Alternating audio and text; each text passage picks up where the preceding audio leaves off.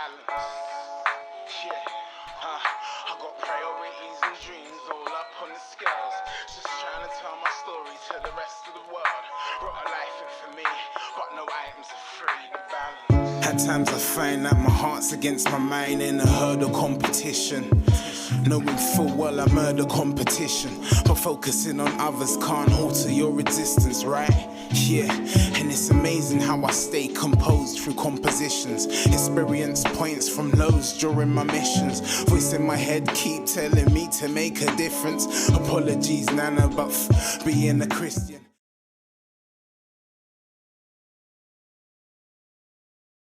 Bruce Beats started back in 2011. I've written a few hip-hop demos. I really started finding a strong interest in hip-hop.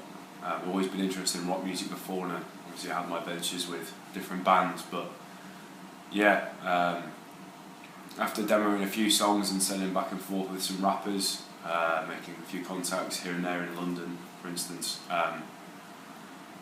Bruce Beats came about, and I've been doing it ever since. I've done 6 mixtapes now, and then we're at this point now when I've released my first album.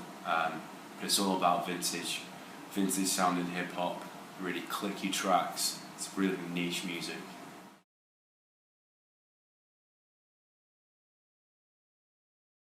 Now the concept of 2112, going on from what I said earlier,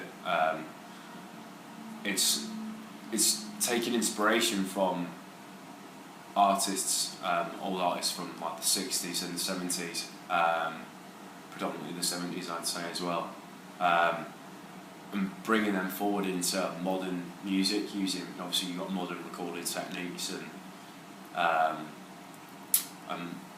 really clicky hip hop, which is really in at the moment, really niche stuff. It's huge on the London scene, and the US are really adopting it as well. Now the idea of the album is to take bits and pieces from my travels around the UK, around Europe, even from city to city, from town to town, just recording things and hearing sounds, hearing new tracks wherever I am, and you take inspiration from that and just applying it to the album. That's how the album came about. It took a lot longer than I thought it would, but the album became something different every time I got a new influence. So yeah, just that has its own vibe. It's completely different from everything else I hear on the radio at the moment, but I still have the influences from a lot of modern projects.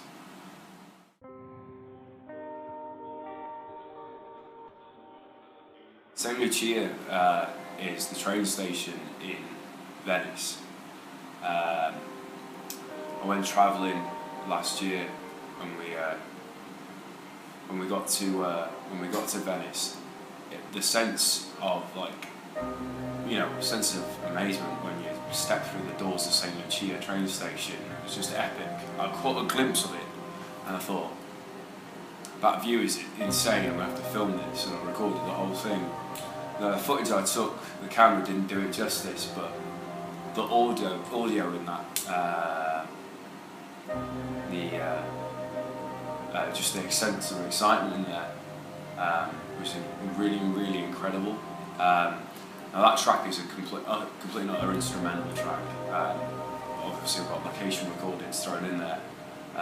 Really washy kind of guitar tones messing about in there. And the idea was, I really wanted people to, it's a track where it's like, this sets the tone, this will take you might be coming back from work at the end of the day. This track chills you out and gets you ready for the tone for the rest of the album. It's really a tone setter, but you've got clock tower tones in there from Mogliano Veneto, which is just up the coast from Venice. I've got so many different location recordings in that song. A lot of them, like I said, from Italy, but it is a tone setter, and it's quite moody. At times I find that my heart's against my mind in a herd of competition. First person I ever met in terms of hip hop, really vibe with was Dream Kid. Dream Kid really was a huge inspiration for my music. Previously I was just a rock kid looking for a new, new muse really, and Dream Kid just like honed my talents basically, gave me some vision, and we worked on a few tracks in the past, and when I started putting the balance together, it was under a completely different alias, and I thought it was a completely different vibe, and Dream Kid just he got in touch with Banditsu, and Banditsu's been doing this thing for a while, and I'd seen him online and seen his music and heard a lot of the stuff he'd been doing, and as soon as Dream Kid said to me, Banditsu wants to put something on this, I was like, oh, this is sick. Like, if I can get more and more people with this kind of talent on my album, it shows the grade of work, and it shows that the album can be successful. But yeah, those two guys laid down two of the most incredible verses I've ever had the experience of hearing, and let alone people I worked with. It was just insane. It gave a whole new element, man. It's insane. But I mean, the balance is really clicky hip hop. That is the definition of what the 2112 is about. It's my taste of music, defined basically.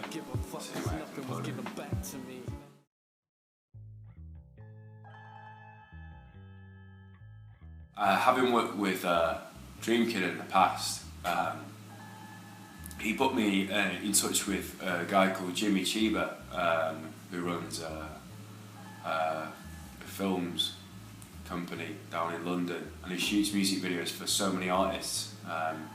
He shoots a lot of like small documentaries and short films, and I think he's done quite a bit of work with the BBC. But the guy hugely inspired me with some of the work that he does.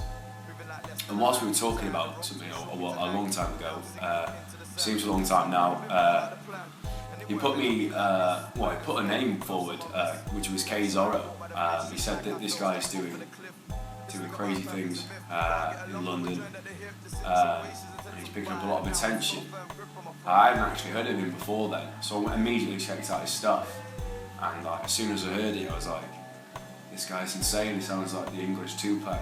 He's got that really rough tone to his voice, but it's like his execution, it's brilliant. So as soon as I heard that, I was like, oh, I've got the perfect track written up for this. I had like a almost orchestral piece at one point. I stripped it down a little bit at the end and refined it, made it a bit more hip hop, but.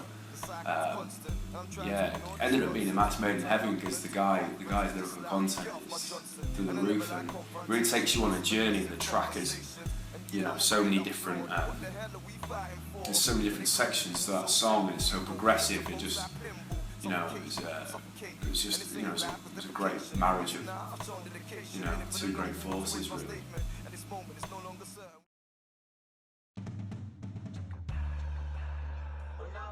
I've been working with Nighty Bro for quite a long time now. We've done a whole mixtape together, and we've worked on several tracks and singles and videos in the past.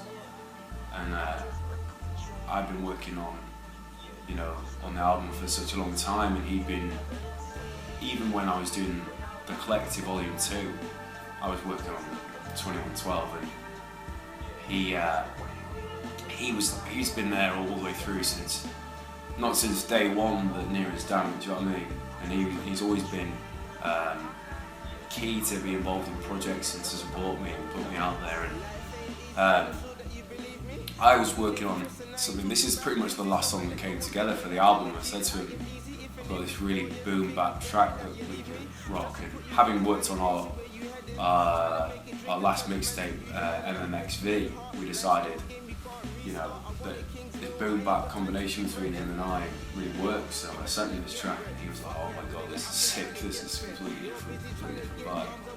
And I was like, we need someone else on this track. Definitely need someone else. And I've been trying to get in touch with Skinny Malone for a long time. The guy is so busy. Like, he's absolutely on a mission. It's so hard to get hold of. And when I finally did, I was like, oh my god, this is fucking brilliant. And Skinny was like, oh, this track's sick. I really want to get involved. He called me straight away. It's not often people will call me straight away about something, and he called me. We had a long talk about it, and he was like, yeah, I'm ready to do this. Let's get a verse done. And we banged that track out so quickly. And it came together like an absolute beast. It's brilliant. But yeah, the whole idea was, I've seen Skinny had done a lot of work. Yeah, I think he did a Trillmatic cover by the ASAP Mob track. And yeah, I knew that style was right for him. So as soon as this opportunity came about and I jumped on it, it was just like, I was like, this is exactly what Bruce Beats is about. This is exactly what I want. I want people to see what my vision. And when it comes together as nicely as that, it's always rewarding. It's one of my favourite tracks of the album, if I'm honest.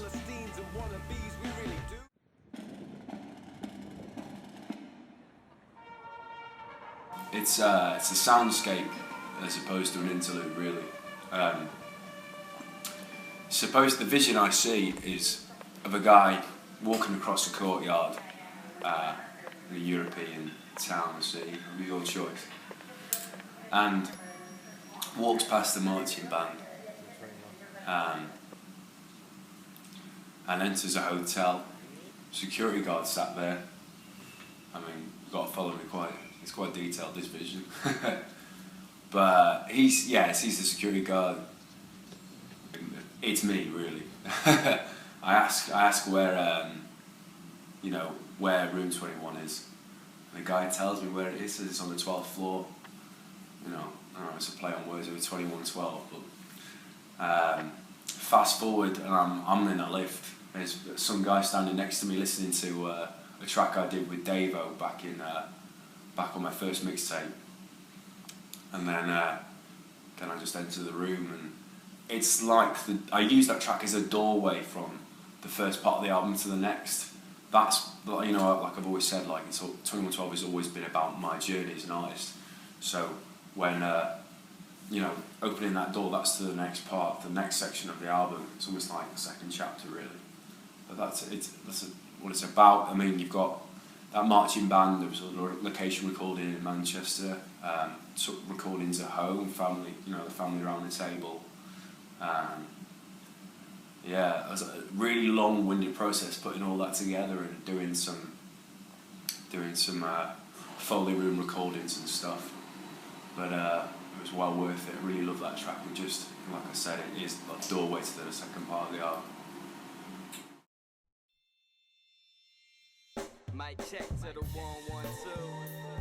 Goods Rapper was an artist that he got in touch with me after I've been trying to put some feelers out, trying to work with American artists.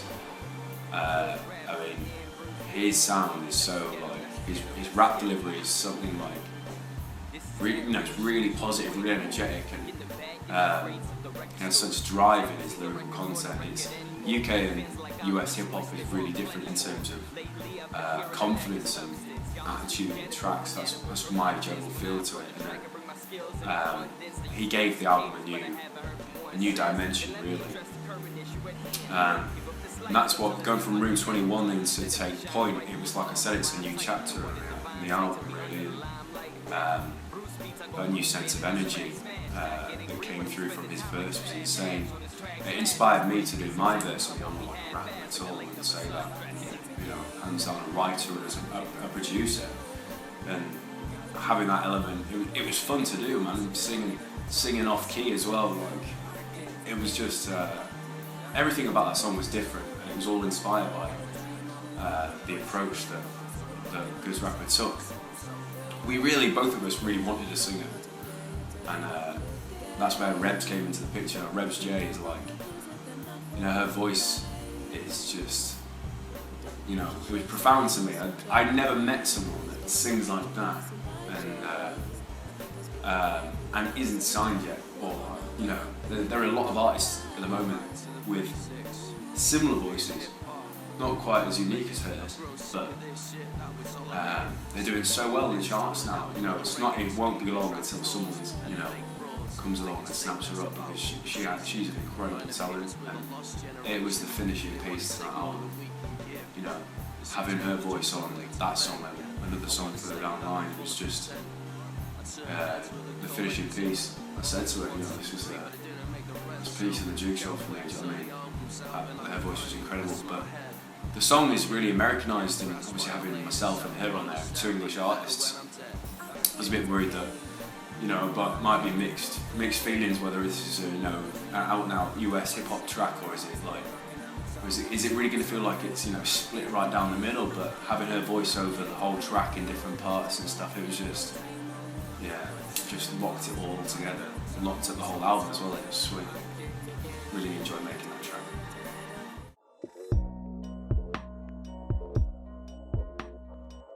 Midnight came about simply from an old habit. Spent a lot of the sleepless nights. I used to go for like midnight runs and stuff, get a bit of mental clarity. And a lot of tracks that I do were made in the middle of the night. Often I wake up in, you know, well, not wake up, sorry, but I'll get up early in the morning and try and make something. It wouldn't happen. And if I spent, like, I was so tired and spent a night working on it. I mean, there's the old thing where like a producer or a rapper will work on something and it'll sound great at night, but bad in the morning. It's quite the opposite for me. Everything will always sound so much better after I work on it at night. There must be some part of my mind that's like, yeah, we're gonna make a beast, like, yeah, just that part of my mind must always work when I'm about to like pass out or something. But yeah, Midnight is just pretty much, it's a moody instrumental. It's a lot of people have said it sounds like similar style to like Teardrop by Massive Attack. The idea is that it's just really clicky. It's almost like a sister track to the following song, which is Noir Noir with Dream Kid.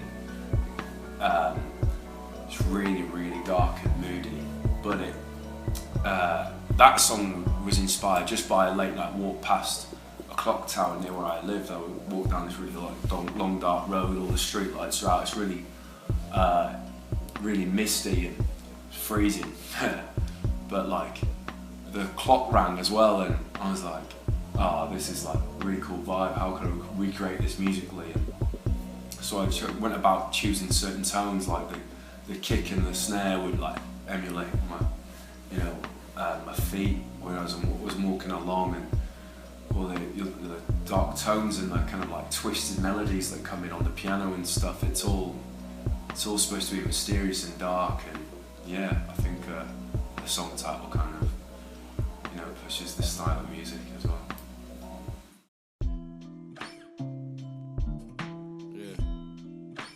Noir Noir is the first song that came about for 2112. That was the starting point. There's other songs that really do set the tone, but it was the very first song we worked on. Like I've always maintained, like Dream Kid has always been a massive influence on me. Like his direct yet, you know, unique approach to music, and he can switch up his delivery and he can make a song sound completely different. Like that guy just, you know, he's like, this needs to be your thing. You don't need to be like the next person.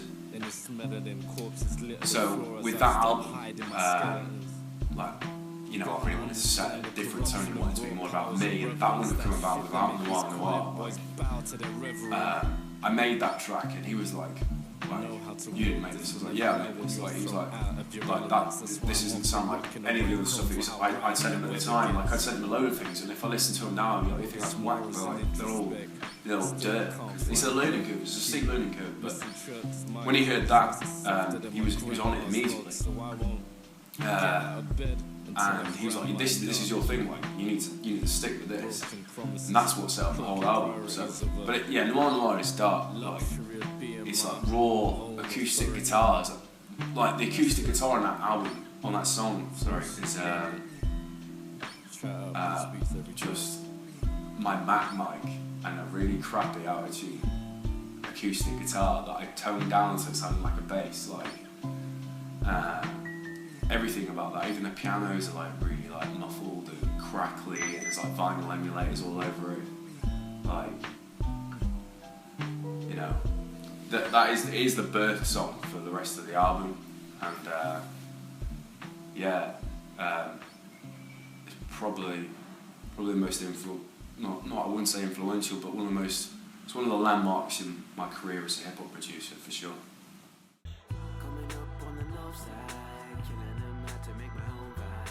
Values came about.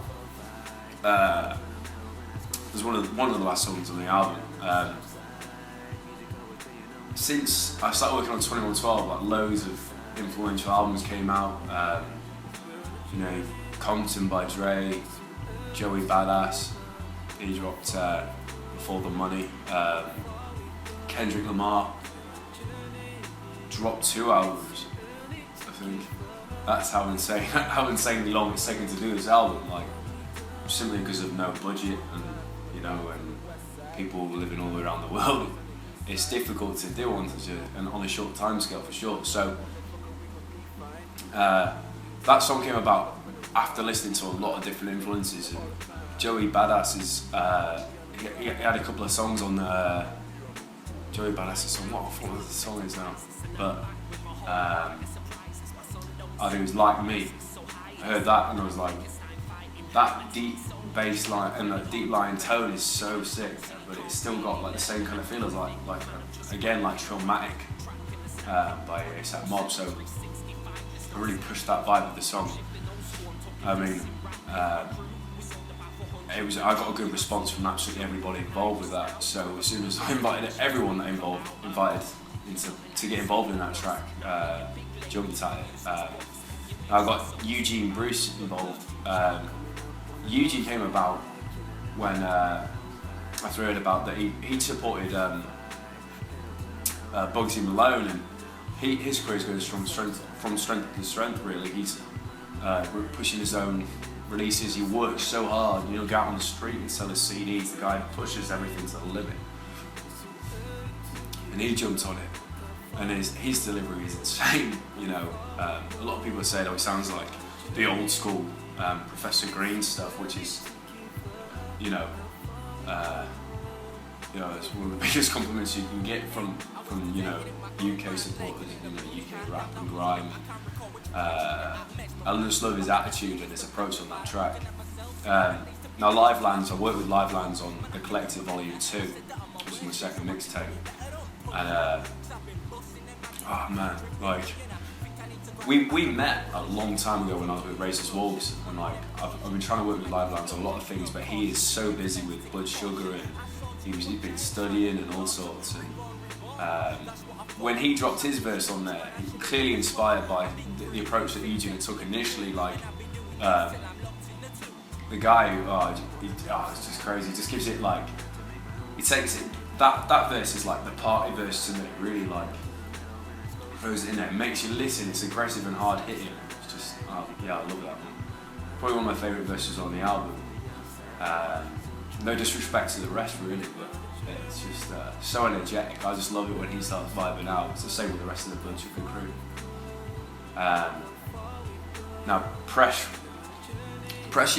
was a friend of a friend, and getting Presh involved on the track was really important to me. He's been working really hard for a lot longer than I have, and to have someone of his experience on the track was a blessing really. He really finished off the track really well. Couldn't ask for more. It's always difficult to choose who's going to go first and who's going to go last on a song, but it worked out for the best really that way.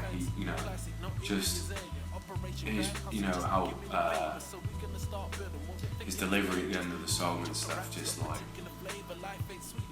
it rounds it off really. It's really hard to explain how, his influence on it, but it was massive for me. When I heard it, I thought, because at first the 3 rappers are very different rappers, but they work together so perfectly. Like, I'd love to work with them all in another track again. It's a really great dynamic between the 3 artists. Now Davo, I worked with Davo on my first mixtape a long time ago, after making a contact via the DJ Ty Guy. Now, like, Davo is a rapper, hands down a rapper, but I never knew he could sing like that. He sent me his hook for the song, and I was like, oh snap! There's nothing I could have done to that to make it like, you know, I couldn't make it any better because it was already fucking at peak already. Do you know what I mean? It was, yeah. The guy gave the album what it needed. It's really modern. That's probably the most modern song on the album, and it was like, you know, one of the final pieces. I know there seems to be a lot of final pieces for the album, but when we're talking at the latter stages of the album, if I didn't have that, the album wouldn't be what it was. So I'm really grateful for all those artists for getting involved in that song, because I think that's the start of the third chapter of the album. I know it's only 2 songs left, but yeah, really, really pivotal for me.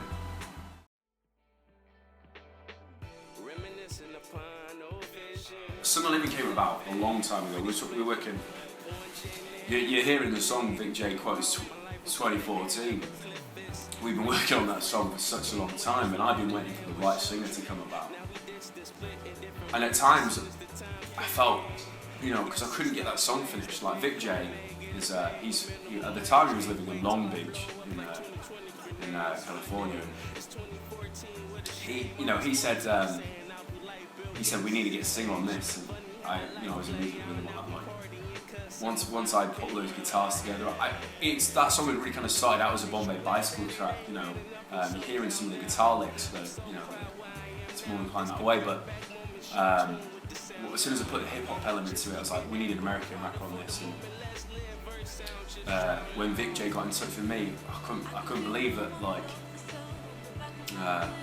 someone of his talent, his songwriting ability, and wanted to actually work with me for a change. You know, it wasn't me just seeking out other people. And when he said we want to get a singer on this after he laid down his verse, I was like, I'm 100% with you, but I couldn't find anyone for a very long time. And I'm, you know, almost 2 years on, finally got in touch with Rebs J, and obviously having laid her verse and her hooks down on Take Point, it just seemed logical to get her back involved in the album. She's always been intent and always been really supportive, intently supportive of the work that I'm doing. So to get her involved was just, you know, again, it was a massive plus for the album, and it just seemed like the right thing to do. And yeah, it's really like, you know, her hook at the end of that song is like so like ethereal and stuff. It really just complements all the guitars and things. So yeah. Now at the end of that track, I'd worked on a song a long time ago with 90 Bro, and he was, like I said, he's always been involved in the album from nearly since day one, really. And this is 2112, which is that bonus track at the end of the song. Is you know, it's a kind of nod to all the people that have been supporting me for, you know, since day one, really. And I really hope that the message in the song kind of, you know, gives people an understanding, the feel of what the song's actually, you know, the album and the song's about. Yeah, it's just it's a finishing touch, really. You know, it's almost like my signature. It's just a signature. It's like, you know, this is what we've done. This is what we've achieved. It's the end of 2112. I can go on to new things now. It's like, you know, for me, 2112 is you know, the first step on the ladder, really. And I really hope people will support me through the rest of my work.